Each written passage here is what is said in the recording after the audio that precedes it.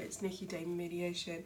I want to talk about crystals. Now, I'm not going to go into the individual meaning of crystals because there's lots of books out there, and to be honest, I tend to stick to a certain amount, or a certain thing will come up. I'm looking for something in particular, or a crystal catches my eye, and I'm like, why? And then I find out actually I need this at this point. One of my favourite authors on crystals is Judy Hall, scholar, psychic medium. Actually, I'm not sure if she bills herself as a medium, an astrologer, but her research into them and her knowledge is second to none. She has a really good knowledge. So I have quite a few books on there. I use them for reference. But I'll show you how I use it. I'll introduce you to this one. This one is my Celestial. I've got a few other Celestials, but this is kind of like, apart from my crystal ball, is probably one of my favourites as well. And it is smoky quartz with an amethyst inside. You can't really see an Celestial, other pointed bits at the side.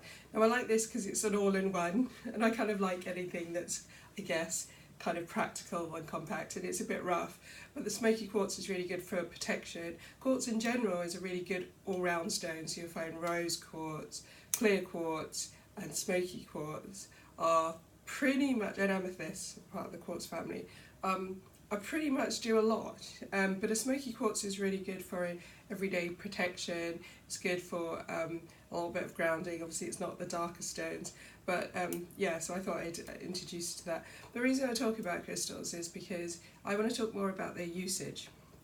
So someone was talking about sleepwalking and those type of things, or kind of not sleep apnea, what's the sleep paralysis. Now it's quite good if you're having something like that to grid the bed, and you want to grid the bed with something protective and grounding, and darker stones tend to be like that. Obsidian is very good for healing as well, so darker stones tend to be good for that. But gridding your bed is a really good thing. It's also quite good if your children are getting night terrors and things like that. So you want to make sure that those crystals are not big enough to swallow, and they're secured underneath their cot, and just find someone knowledgeable about crystals before you do that with children. But they're also really quite good to be charged up and put around the house. I know people who put them in pot plants to make sure that the energy, especially in shared spaces, it helps you control that energy a little bit more. But crystals are good. They're not crystals. I'll tell you what crystals are now. They aren't a magic wand. We aren't in Harry Potter, and they aren't going to solve everything, but they can enhance. They can help you. They can support. They can assist. When I was first learning about grounding, I had Galena, which is basically lead. It was recommended to me by a teacher at the time, and to help me ground. It weighed a ton. It was about this big as well. I gave it away in the end because I learned to ground and passed it on. But it really did learn to ground. You could put it on the ground in front of you and it sucked you down, and you were like, whoa! So that was a really good one. But remember that they enhance. You don't want to use them as a crutch, because if you can only do something with a crystal, if you don't have your crystal, then you're therefore vulnerable. You should learn how to use the crystal, but also do it yourself. So a lot of people use it for rituals. Crystals are really good to enhance that. They're really good to put your healing energy in. I will often sleep with a crystal, especially if I'm going to do some work with someone face to face. I will sleep with a crystal. I often will give crystals away, but even if I'm not, it helps me connect to them and helps them with healing. So I put crystals into their into the hand when they first start, and sometimes it can just help them relax, but it's easier to connect to them. And sometimes also in readings, it's really good to give them something to hold on to, especially mediumship, because people often, you're not using the cards, you're not using other things, and sometimes people need something like that. It kind of works. A lot of people use rose quartz for attracting love. Be careful of rose quartz. Rose quartz opens your heart chakra, but it's like a fisherman's net with tiny, tiny holes. You're going to catch everything. It's like dredging the sea. It's not very selective. So if you're going to open your heart, just be aware that you could actually be causing more issues. You want to either use it with a more healing stone like a chrysocolla, which any green, really green stones, or you want to use amethyst because that's more control, so it kind of makes sure that you're only focused on opening your heart for the right people, and that's what the amethyst does.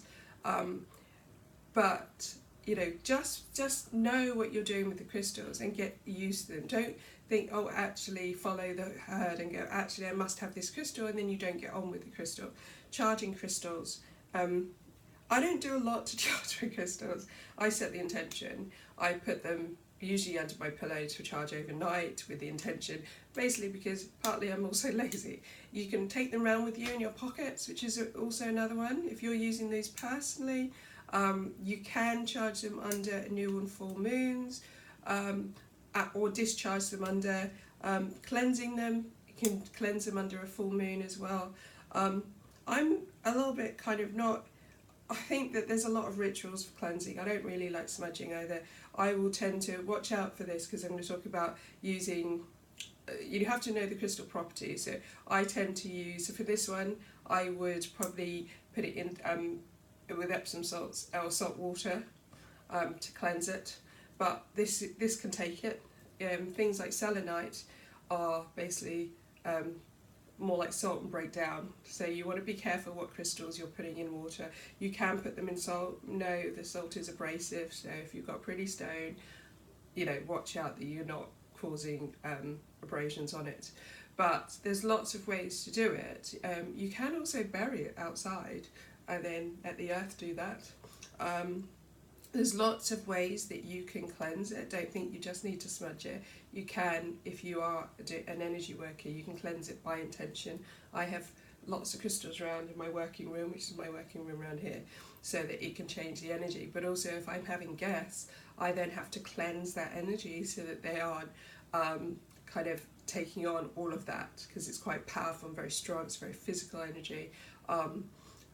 I do often, if I have friends over, will leave a crystal out just so that it's a calm space, because I would have put that energy, but I will have also neutralised the room. It's unfair to have people come in to a room that you do work in, energy work, and to take your energy on, because it can be quite strong and can be healing, but it's not their healing, so you have to be careful what you're doing with those. There are various ways to buy yours. Try and buy them from a place that you know and you see them, because it's really hard seeing them online and not knowing whether they're going to be right for you. Also, go for what you're drawn to, and then it might be the fact you need to look it up later. But if you're drawn to it, buy it and then look it up. Crystals rarely are going to be bad for you. There's some combinations can give you kind of nightmares. I've had a few nightmares and I can't remember what combination I had. I wouldn't be doing that combination again. You can learn about them as you go along. It doesn't mean that you have to kind of be drawn to them and want to work with them. Basic ones are, you know, if you think about your chakra colours, green tends to link to the heart and healing. Kind of dark stones like obsidian, kind of healing, but they're lower chakras. Now, a word about obsidian and a few other darker, so most people go for snowflake obsidian because it's lighter, but basically it draws out. One of the reasons why some of these are people find them quite difficult is that it draws out the things that you need to heal, and that you know, people can feel quite it can be quite hard. So think about that you have to be in the right space, and you can always ask yourself whether you're ready to do that, because sometimes you're not ready to draw all of that out and you need a more gentle stone. I always go for the ones that go, yeah, we're gonna pull everything out and do everything the hard way, because I just think if I'm going to do something, I might as well do something as quickly as possible, and you know, ripping off a band-aid and all of that. But that's me, that's not you. So you need to work out what is important to you and how you're going to use those crystals.